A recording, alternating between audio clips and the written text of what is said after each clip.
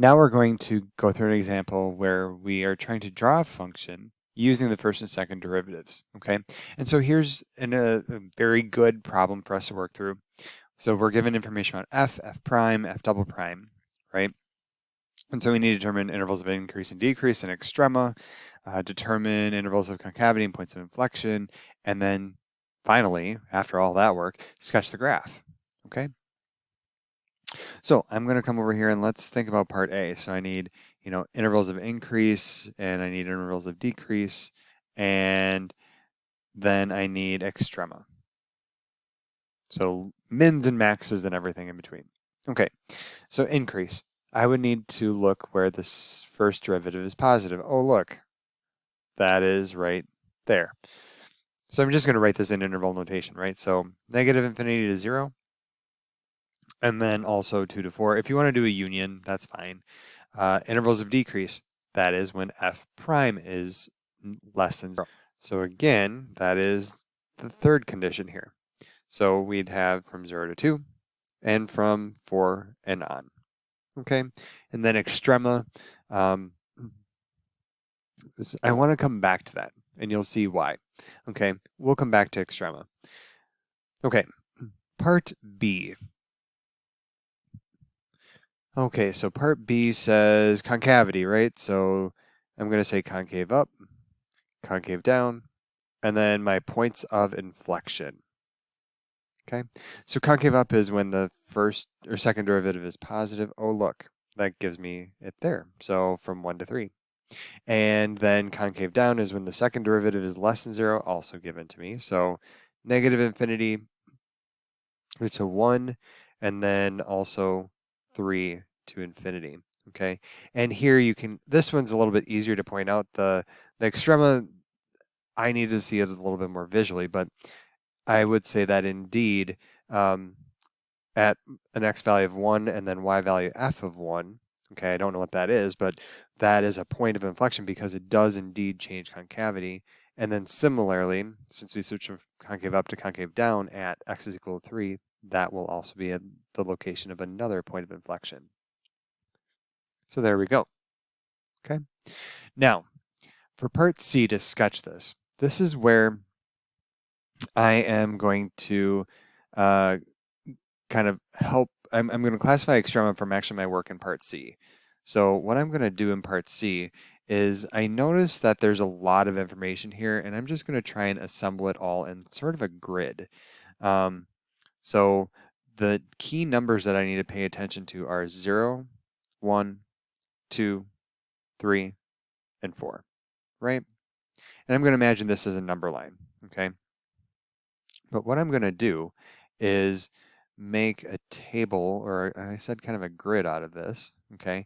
And in this grid, there's information that I can use about f, f prime, and f double prime. Actually, I'm going to use the information from f and f double prime to help me sketch what f is going to look like, okay? So now I'm just going to kind of partition this as well. So I have this, and then this, and then this and this. I'm going to draw a line right through this. And this is just indicating boundaries, right? So what do I know about f prime before 0? I know it is negative, right? So it was negative, and that meant I was going, wait, hang on. My bad. Increasing. Just kidding. Hope you were paying attention. So it is increasing. Between 0 and let's see, 0 and 2, it was decreasing, so f prime is negative, so it's going down in both of these regions. And then, let's see, between 2 and 4, it was increasing, so it's positive and positive in here, so it's increasing again. And then after 4, it was decreasing, so going down like that, okay? So you can kind of see what I'm doing. I'm trying to build everything up here. When I'm looking at the second derivative, right, we said second derivative was positive between 1 and 3, so it's positive between here, and it's going to be concave up and concave up. Everywhere else, the second derivative is negative, and so that means I get concave down, concave down, concave down, concave down. Okay? Now, why I made this little chart is for two reasons. One, I need to go back and classify extrema still. I'm going to do that first. But then having this bit of information side by side for me really helps me to put the kind of make little sketches in each region and then put the different pieces of the sketch together. Okay, let's talk about extrema. So extrema is going to be, when I switch from increasing, decreasing, or decreasing to increasing. Okay, so right at 0, right, I see the change from increase to decrease. So I'm going to say I'm going to have a local max. Let's see, I'm going to say at x is equal to 0. And do I have any more? So I need to look for increase to decrease. Oh, again at 4. Okay. And then let's see, do I have any local mins? So for local mins, I'm looking for changes from a change from decreasing to increasing. That happens at 2, and that's it. Okay. So what we would normally say for a minimum or maximum is we would say, local min of whatever the whatever the y value is, and then it occurs at each of these locations. Okay, just for language clarification. Now I'm going to go through and kind of sketch what these look like. So if I'm increasing concave down, so I'm going up, but I'm bending to make that hat, right? So something like that. Decreasing in concave down, so I'm going down, but then I'm on the other side of the hat. Decrease in concave up, so I need to go down and make a bowl. Concave up and increasing, go up and make a bowl. Increasing concave down, so going up but making a hat, something like that, and then decreasing concave down, making the right side of the hat. Okay? So what this is going to allow me to do now is come down here. I'm going to zoom out just a smidge, and I can make a little sketch.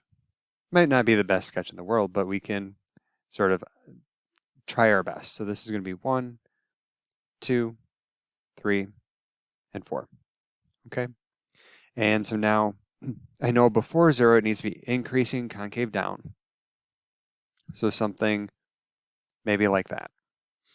And then between 0 and 1, it's making that shape, so bending down. Then at 1, it's a point of inflection, so switching to be something like that. At 2, I get a minimum, and so then I go back up like this, and then making the full hat